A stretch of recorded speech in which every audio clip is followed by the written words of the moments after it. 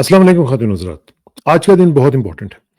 Important इसलिए है कि आज पेशावर में जरगा होने जा रहा है और ये जरगा जो है ये बहुत इम्पोर्टेंट है, ख़ास तौर पे एक तो मिलिट्री ऑपरेशन के हवाले से और दूसरा वहाँ पे जो हालात हैं उनमें जो आपको मालूम ही है कि जिस तरीके से मादनियात का मामला चल रहा है, अफ़गानिस्तान के साथ मामला चल रहे हैं, ये भी डिस्कस होंगे वहाँ पे।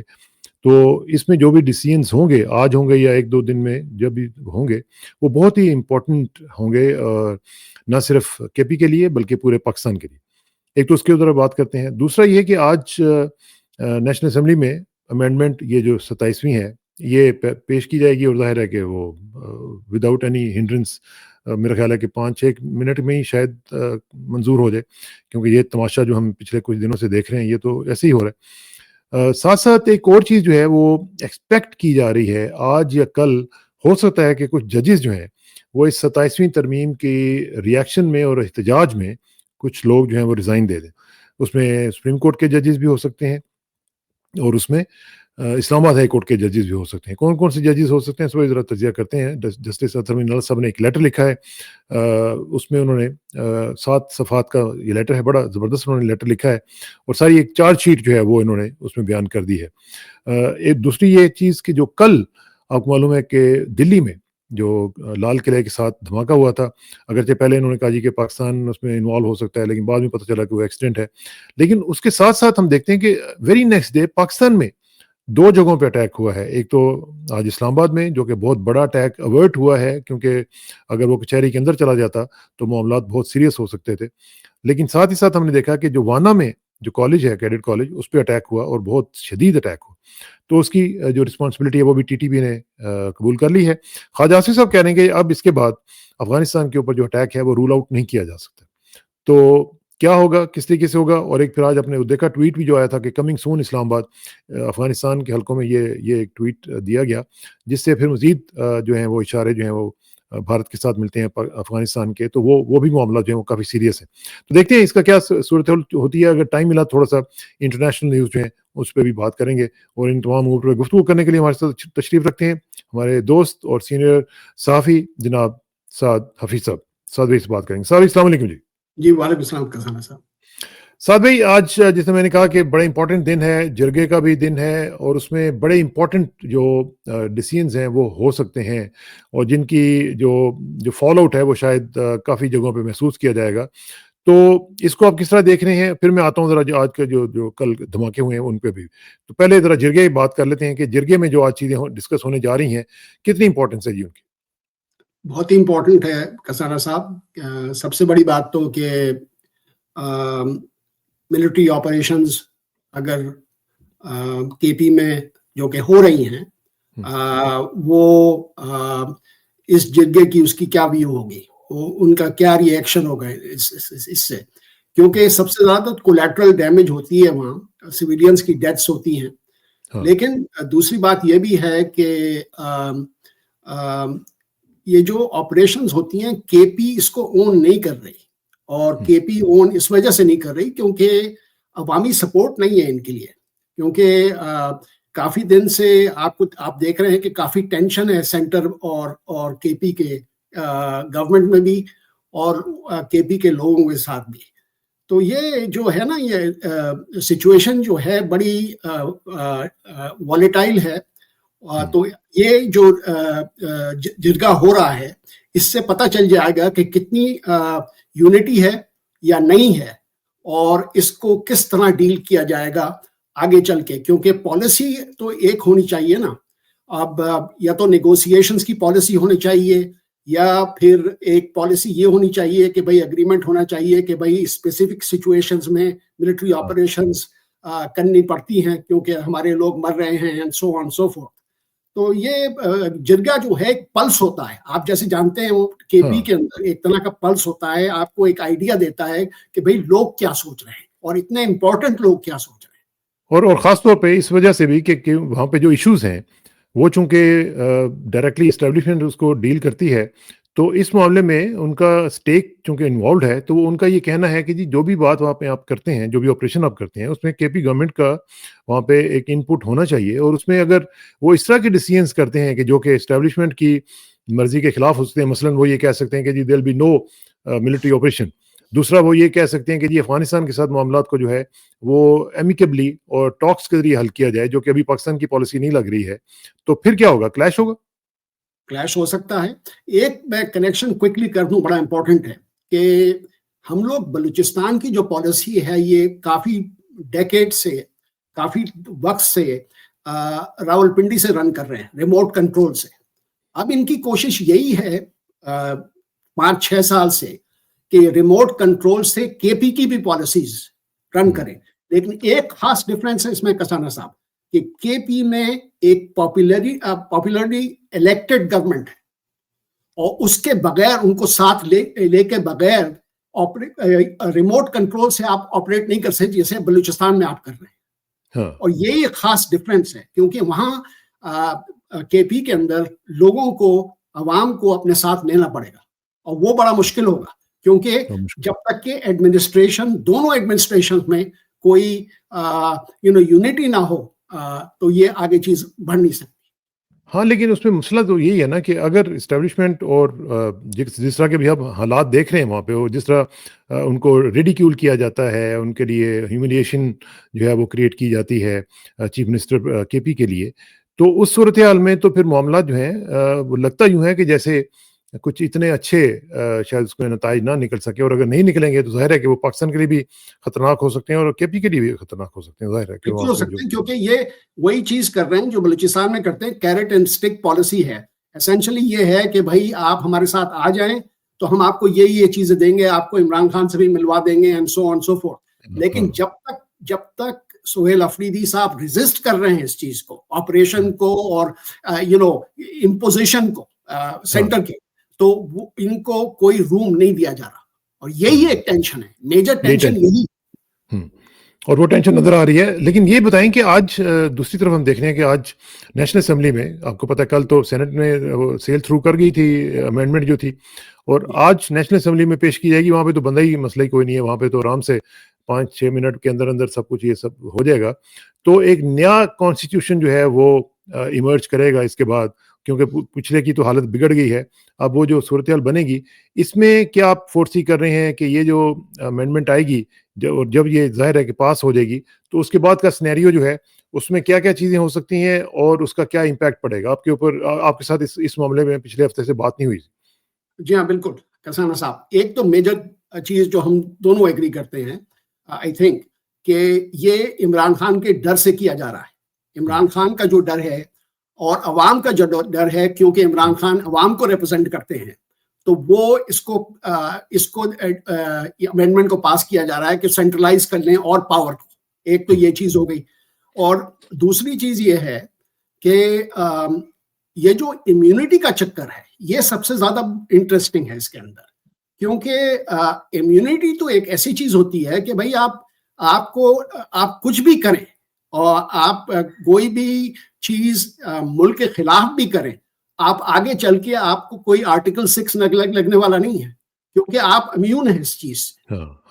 तो ये है कि एक ये तरह की article 6 is practically dead. It's practically dead, क्योंकि ये भाई आप फील्ड मार्शल को और ये जो दूसरे सर्विस चीफ्स हैं जो कि 5 स्टार का रैंक इनको मिल जाएगा, जब मिलेगा तो ये लोग इम्यून होंगे फॉर लाइफ। प्रेसिडेंट साहब जो होंगे वो भी इम्यून होंगे for life unless he gets back into another role. तो वो ये है। अच्छा, प्राइम मिनिस्टर साहब ने कह दिया कि मैं इम्यून नहीं होना चाहता। बड़ी बात कर दी उन्होंने, क्योंकि उनको पता है कि इससे कोई डिफरेंस नहीं पड़ता। भाई हिस्ट्री विल जज हिम, जो उन्होंने किया है हिस्ट्री विल जज हिम वन वे और दी अदर।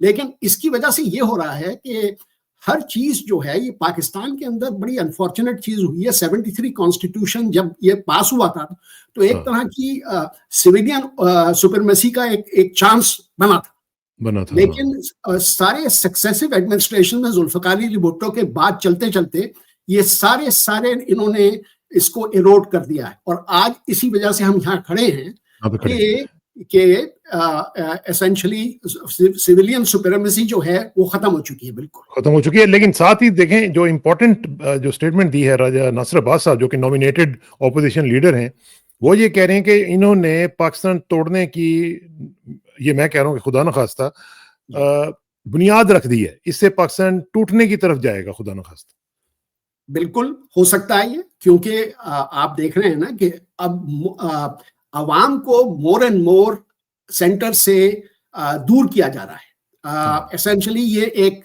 अशराफिया जो है, ये जो एलीट है, बहुत सिविलियन मिलिट्री एलीट जो है हमारी, ये सब चीजें अपने लिए कर रही हैं। अवाम के लिए तो यहाँ कुछ नहीं हो रहा है। ठीक है, हमने पहले ही मजाक किया कि भाई पाकिस्तान में अवाम के लिए कब क्या हुआ है, लेकिन ये पॉइंट नहीं है।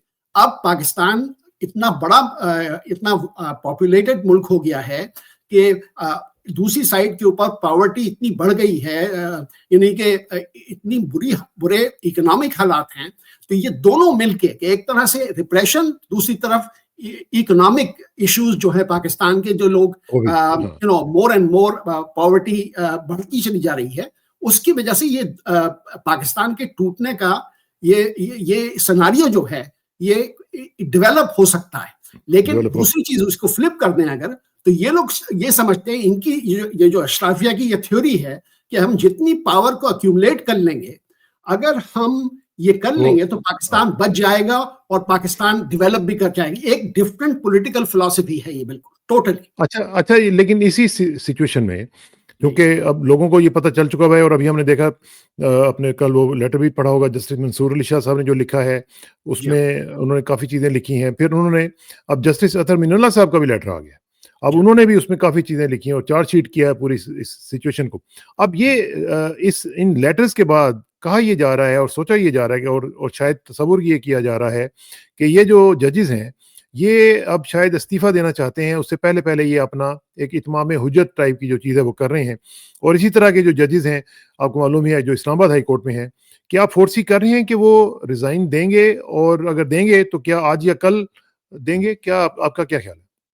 इससे दे सकते हैं, सिंबॉलिक होगा ये रेजिग्नेशन अगर आएंगे, और ये दुनिया को ये दिखाएंगे और पाकिस्तानियों को ये दिखाएंगे कि भाई हमने बहुत हो गई, हम खड़े हो गए इस चीज के अगेंस्ट, हम रोक नहीं सके, लेकिन हमने ये अपना कॉन्शियंस को इस्तेमाल किया और हमने रिजाइन कर दिया। एक चीज मैं और ऐड कर दूं, इसमें एक चीज और ऐड कर दूं, वो ये कि अब जो सिस्टम बनेगा इसके बाद जो इवॉल्व करेगा, उसमें इन जजेस की वैसे बाय द वे गुंजाइश कोई नहीं बचती। तो बेहतर ये है कि वो अपना प्रोटेस्ट करें और रिजाइन करें, और फिर जाके दोबारा प्रोटेस्ट करें, सड़कों पे आए, जिस तरह भी करना है वो करें, ताकि अपना रोल प्ले कर सकें। जी हाँ, बिल्कुल। और मैंने जैसे कहा ना कि बिल्कुल सिंबॉलिक होगा, क्योंकि इन जजेस की जरूरत ही नहीं थी 26वीं आइन के बाद। इन लोगों को डिस्कार्ड कर दिया गया है। ये जजेस जिन्होंने खत लिखे हैं वो बड़े अच्छे खत लिखे हैं, बड़े इंपॉर्टेंट खत लिखे हैं, लेकिन इन लोगों को फ्यूचर के लिए जुडिशरी के अंदर इनकी कोई प्लेस नहीं है। और यही करना चाह रहे हैं कि ये अपने ही जजेस अपॉइंट करें, अपनी लीगल फ्रेमवर्क को अडॉप्ट करें। तो इन जजेस के ये सिंबॉलिक ही होगा। ठीक है, अच्छी बात है, कर देना चाहिए इन्हें, लेकिन फिर भी मैं देखना पड़ेगा कि भाई ये लोग इतनी मरात कैसे गिव अप कर देंगे। अगर इन्होंने रिजाइन कर दिया तो कैसे? वो तो फिर जाहिर है कि उनको गिव अप करनी पड़ेगी। लेकिन जो सूरत हाल है, इसमें हो सकता है कि जो नया कवानीन बनेंगे उसमें उनकी इमरात को भी फारिग कर दिया जाए, कोई पता नहीं है, यू नेवर नो। लेकिन देखें, ये जो लॉलेसनेस डेवलप हो रही है, इसके बारे में सलमान अकरम राजा साहब ने कहा है कि lawlessness dressed in uniforms is standing in our way, no one has rights in Pakistan anymore, every citizen has been enslaved. Do you agree with him? Absolutely agree with it, क्योंकि यही हुआ है और हो रहा है।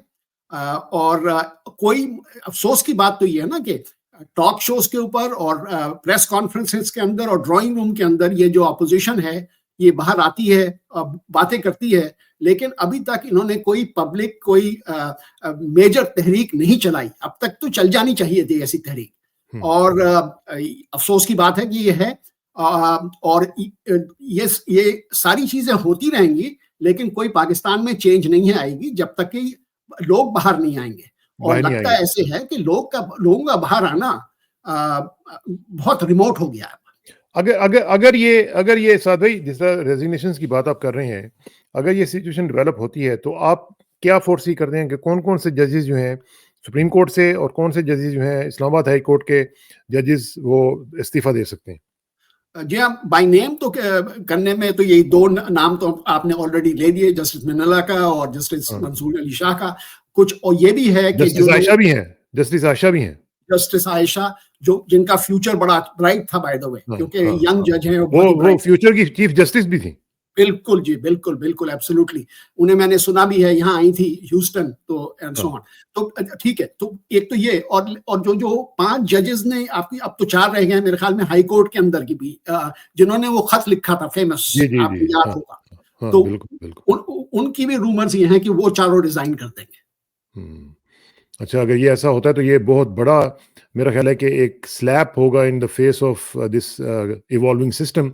लेकिन जी। मुझे एक चीज़ और भी बताएँ कि अगर ये सूरत-हाल डेवलप होती है, तो उसमें जो एस्टेब्लिशमेंट है और ये जो नया सिस्टम बनाने वाले हैं, इनका क्या रिएक्शन हो सकता है? क्या इनको फिर अल्लाह ना करे कि कोई गिरफ्तारियाँ वग़ैरह हो सकती हैं? क्या हो सकता है?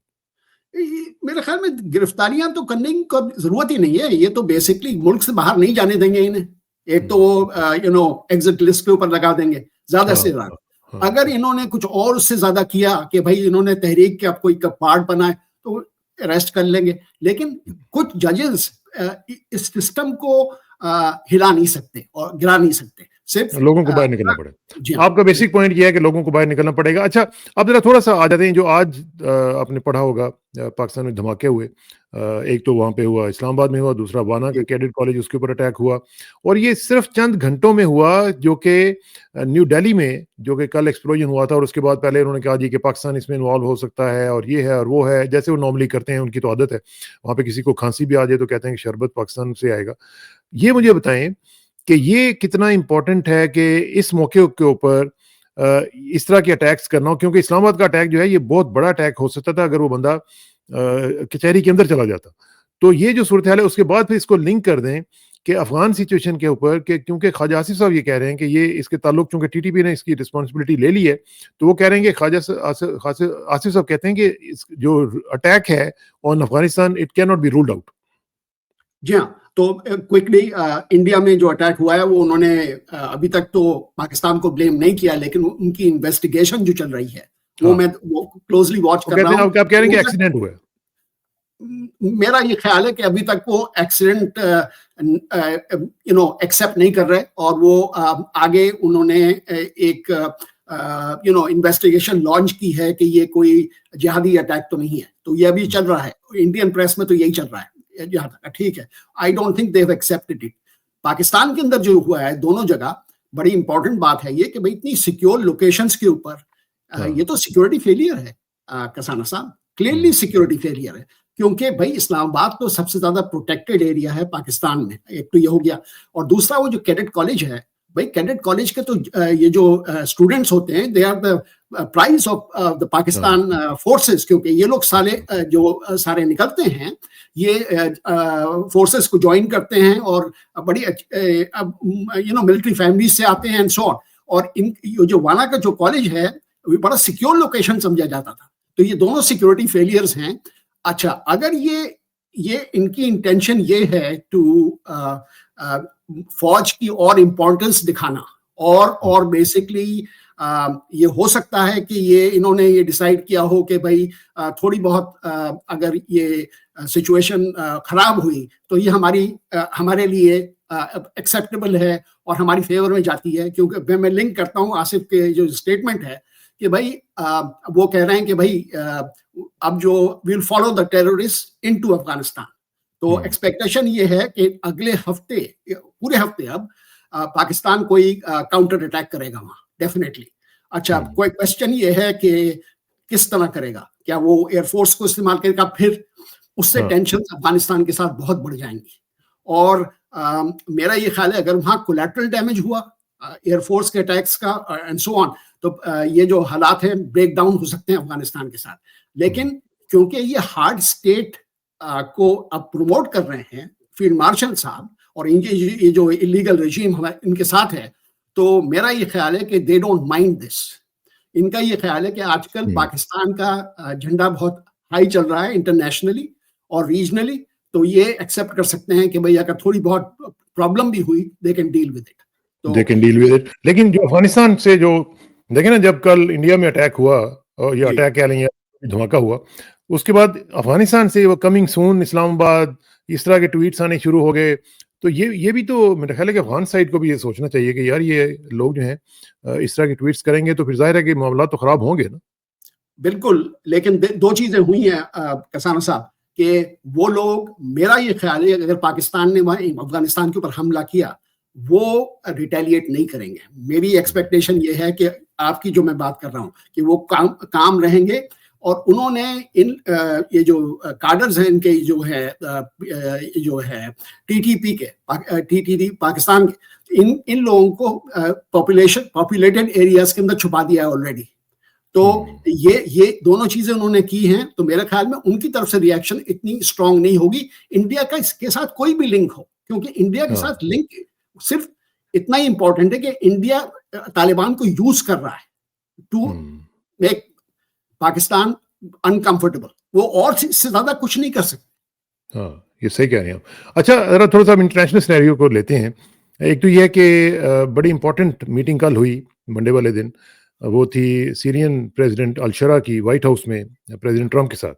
और आपको मालूम ही है कि पहले ये टेररिस्ट थे, डेजिग्नेटेड थे, और इनके ऊपर हेड मनी भी थी, लेकिन अब वो इनके फ्रेंड बन चुके हुए हैं।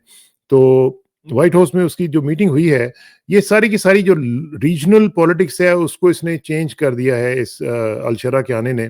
वहाँ पे अब अमेरिकन जो है वो बेस भी बना रहे हैं, वहाँ पे अब उनकी जो प्रेजेंस है वो पहले से कहीं ज़्यादा हो जाएगी। वहाँ पे जो रशिया है उसकी प्रेजेंस जो है वो अब कम हो गई है, अगरचे पिछली दफ़ा आपको मालूम है कि ये अल-शरा वहाँ पे मिस्टर पुतिन को भी मिल के आए हैं। ये क्या हो रहा है, किस तरीके से हो रहा है, और ये क्यों यानी एक टेररिस्ट जो है वो व्हाइट हाउस तक कैसे पहुंच गए?